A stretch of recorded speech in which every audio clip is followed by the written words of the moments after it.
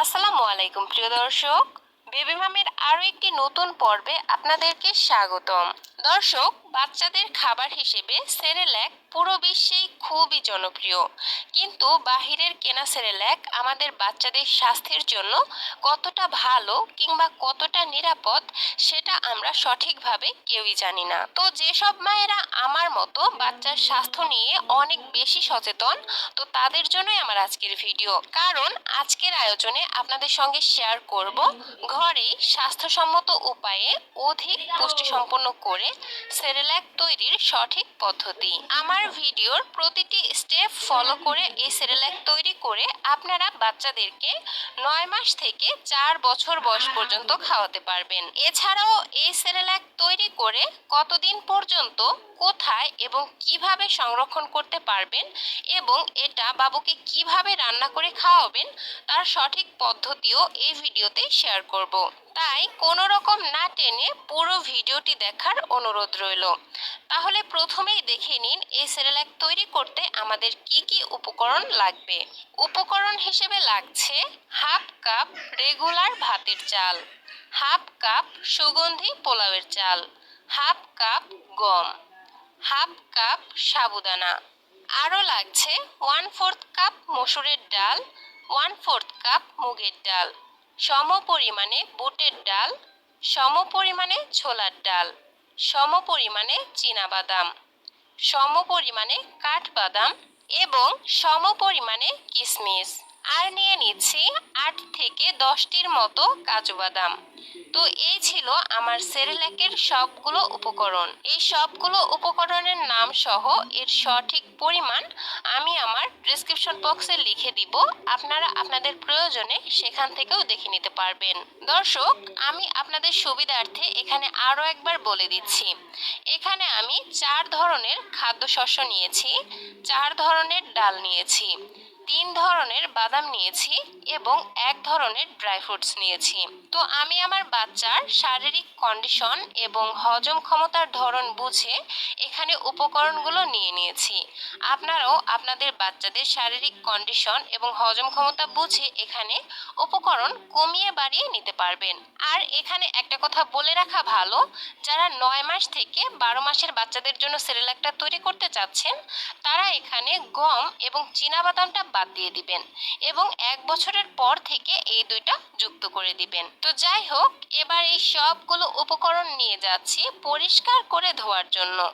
এজন্য বড় একটি বাটির মধ্যে সবকিছু আমি ঢেলে নিলাম আর হাত দিয়ে সবকিছুকে একবার মিশিয়ে নিচ্ছি।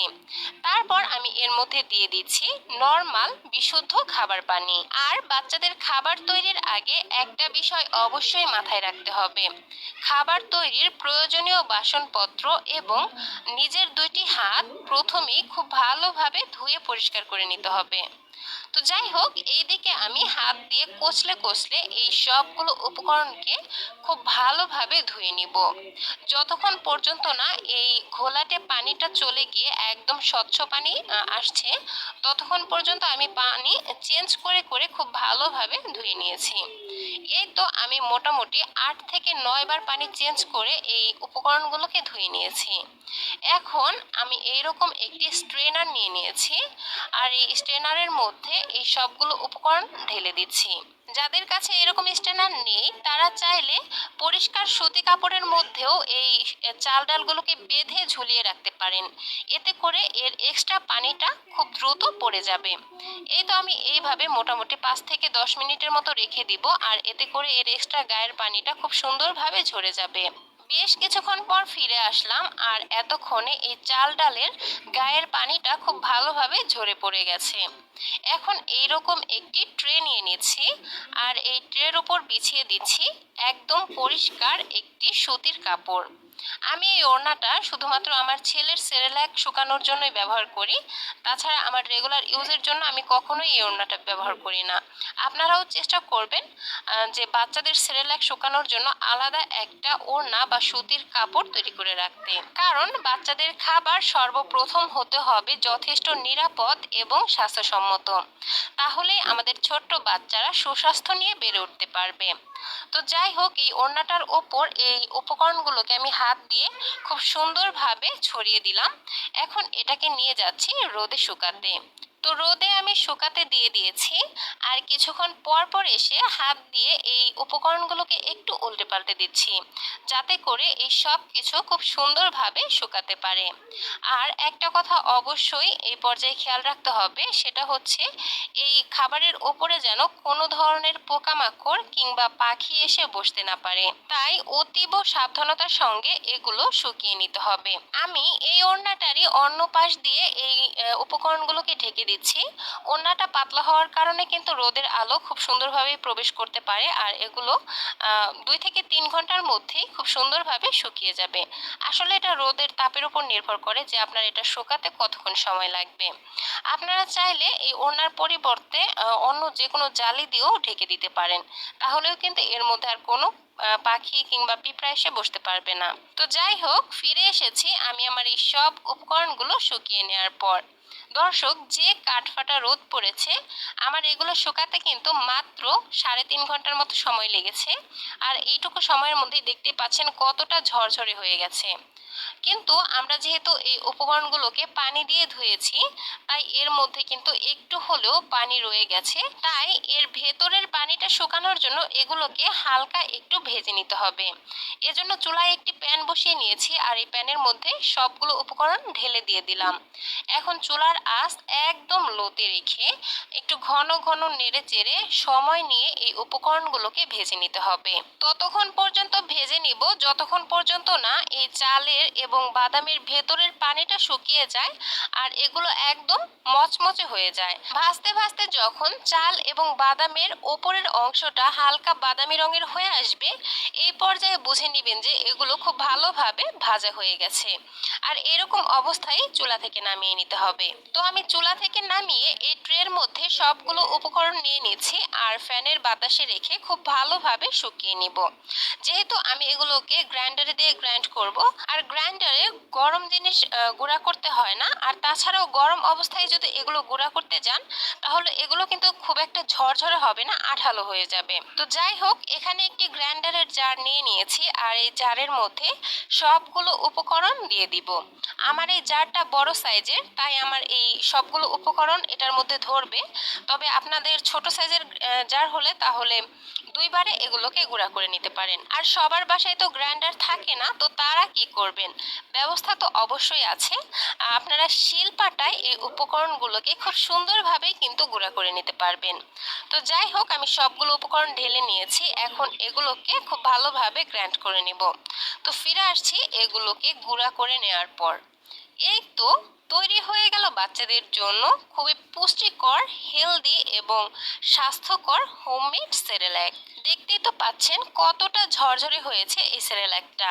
অনেক আপুই আমাকে বলে থাকেন যে আপু, আপনার রেসিপি ফলো করেই আমি সেরেল্যাক বানিয়েছি, কিন্তু আমারটা তেমন ঝরঝরে হয়নি, আঠালো হয়ে গেছে।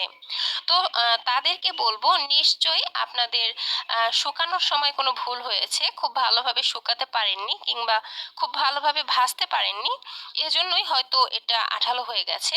তাছাড়া খুব ভালোভাবে শুকালে এটা আঠালো হওয়ার কোনো চান্সই নেই। একদম এই রকম পারফেক্ট এবং ঝরঝরে সেরেল্যাক তৈরি করে নিতে পারবেন। এখানে আরেকটা ইম্পর্টেন্ট কথা বলি, সেটা হচ্ছে আমি এটাকে কিন্তু একদম মিহি করিনি। আপনারা দেখতে পাচ্ছেন কিনা জানি না যে এটা একটু দানাদার অবস্থায় রেখেছি, কারণ বাচ্চাদেরকে যদি একদম মিহি ব্ল্যান্ড জাতীয় খাবার খাওয়ানো হয়, তাহলে তারা কিন্তু পরবর্তীতে আর দানাদার খাবার খেতে চায় না। তাই যখন এই সেরেল্যাকটা গুঁড়া করবেন, চেষ্টা করবেন এটাকে একটু দানাদার অবস্থায় রাখতে। আর আমি কিন্তু আমার ছেলের পছন্দ অনুযায়ী এই সেরেল্যাকটাকে গুঁড়া করে নিয়েছি। তো যাই হোক, এবার এটাকে সংরক্ষণের পালা। কিভাবে এবং কোথায় রেখে কতদিন পর্যন্ত সংরক্ষণ করতে পারবেন। সেরেল্যাক সংরক্ষণের জন্য অবশ্যই যে কোনো এয়ারটাইট একটি জার নিতে হবে। আমি এইরকম বাচ্চাদের যে ফর্মুলা মিল্কের কৌটা থাকে সেরকম একটি টিনের জার নিয়ে নিয়েছি, আর এগুলোর মুখ কিন্তু এয়ারটাইট হয়। তো আপনাদের কাছে এগুলো না থাকলে যে কোনো কাচের জার কিংবা ভালো প্লাস্টিকের জার নিতে পারেন। আর অবশ্যই মুখটা এয়ারটাইট দেখে নেবেন, যাতে ভেতরে কোনো ধরনের বায়ু চলাচল করতে না পারে। কারণ এই সেরেল্যাকের ভেতরে যদি বাতাস চলাচল করতে পারে, সেক্ষেত্রে কিন্তু এটা বেশি দিন পর্যন্ত সংরক্ষণ করা যাবে না। তো এইরকম এয়ারটাইট কন্টেনার কন্টেনারে রেখে আপনারা ঘরের স্বাভাবিক তাপমাত্রায় 1.5 থেকে 2 মাসের মতো এটাকে সংরক্ষণ করতে পারবেন। আর বাচ্চাদের যে কোনো খাবারই 2 মাসের থেকে বেশি সংরক্ষণ করা উচিত না, কারণ এই খাবারগুলোর তো একটা পুষ্টিগুণেরও ব্যাপার স্যাপার থাকে। সেক্ষেত্রে পুষ্টিগুণ কিন্তু এতদিন বজায় থাকে না খাবারে, সেটা অনেকটাই কমে যায়। আর এই কৌটার মধ্যে যে কোনো এক্সট্রা একটা চামচ আমি দিয়ে রাখি, এতে করে আমার সেরেলাকটা নিতে সুবিধা হয়। আর এই সেরেলাকের মধ্যে যদি কোনো ধরনের ভেজা চামচ দিয়ে নেন তাহলে কিন্তু এটা খুবই তাড়াতাড়ি নষ্ট হয়ে যাবে, এর মধ্যে ফাঙ্গাস পড়ে যাবে। তাই অবশ্যই শুকনা চামচ দিয়ে এই সেরেলাকটা তুলতে চেষ্টা করবেন। তো এই তো সেরেলাক তৈরি, সংরক্ষণ, এগুলো তো সবই হলো। এখন প্রশ্ন হচ্ছে এটা বাবুকে কিভাবে রান্না করে খাওয়াবো। তো চলুন সেটাও দেখে নিই।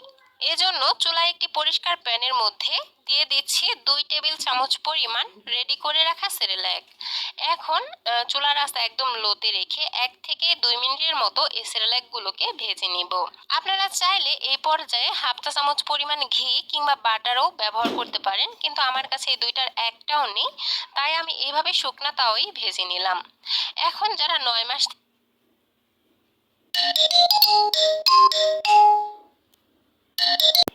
থেকে 12 মাসের বাচ্চাদের জন্য এটা রান্না করবেন, তারা এখানে 1 কাপ নর্মাল বিশুদ্ধ খাবার পানি ব্যবহার করবেন। আর আমার ছেলের বয়স যেহেতু 20 মাস, তাই আমি এখানে গরুর দুধ ব্যবহার করছি।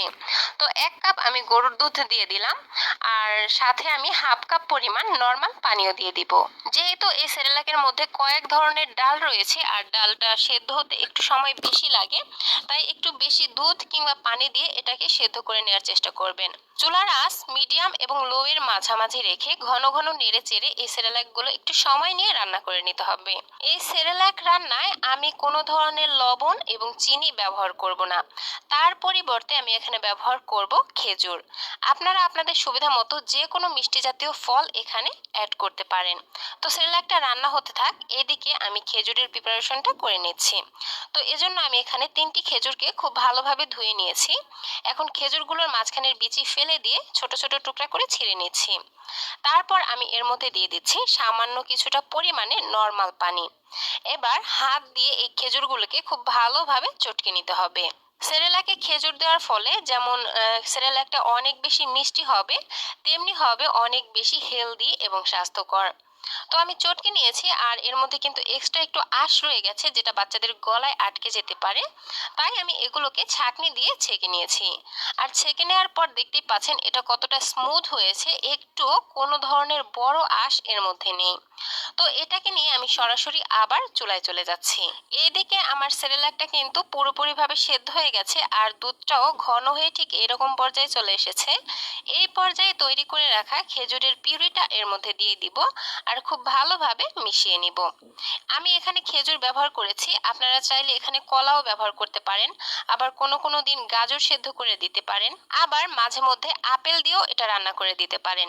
এক এক দিন এক একটা দিয়ে রান্না করে দিবেন, এতে করে বাচ্চারা এই একই খাবার থেকে ভিন্ন ভিন্ন স্বাদ পাবে, এবং ভিন্ন ভিন্ন খাবার থেকে বাচ্চাদের শরীরের ভিন্ন ভিন্ন পুষ্টির চাহিদাও পূরণ হয়ে যাবে। তো আমি খেজুর দেওয়ার পর এটাকে আর 2 থেকে 3 মিনিটের মতো রান্না করে নিয়েছি, আর এটার ঘনত্ব ঠিক এরকম অবস্থায় রয়েছে। আপনাদের বাচ্চারা যেমন ঘন বা পাতলা খাবার খেতে পারে, সেরেলাকটাকে ঠিক সেরকম ঘন বা পাতলা করে চুলা থেকে নামিয়ে নেবেন।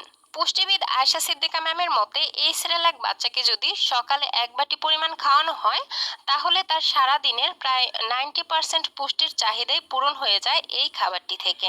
যেহেতু ঘরোয়া সব উপকরণে তৈরি করা আর নিজের হাতে তৈরি করা, তাই এটা কিন্তু বাচ্চার জন্য সব থেকে বেশি নিরাপদ, স্বাস্থ্যসম্মত এবং পুষ্টিকর। তো এই তো এটা বাচ্চাকে খাওয়ানোর জন্য একদমই রেডি। তো দর্শক, এই ছিল আমার আজকের আয়োজন। আশা করছি আমার আজকের ভিডিওটি আপনাদের কাছে ভালো লেগেছে। আজকের ভিডিওটি যদি সামান্যতম ভালো লেগে থাকে এবং আপনারা যদি সামান্যতম উপকৃত হয়ে থাকেন, তাহলে প্লিজ নিচে থাকা লাইক বাটনে একটি লাইক দিয়ে দিবেন এবং আপনাদের ফ্রেন্ডস অ্যান্ড ফ্যামিলির সঙ্গে ভিডিওটি শেয়ার করে দিবেন। আর ভিডিও সংক্রান্ত কোনো কোশ্চেন থাকলে অবশ্যই আমাকে কমেন্ট সেকশনে জানাতে পারেন, আমি ইনশাআল্লাহ রিপ্লাই দেওয়ার চেষ্টা করব। বাচ্চাদের জন্য এরকম আরও নিত্য নতুন সহজ এবং পুষ্টিকর খাবারের রেসিপি পেতে প্লিজ আমার চ্যানেলটিকে সাবস্ক্রাইব করে পাশের ঘন্টাটি বাজিয়ে অলে সেট করে রাখবেন।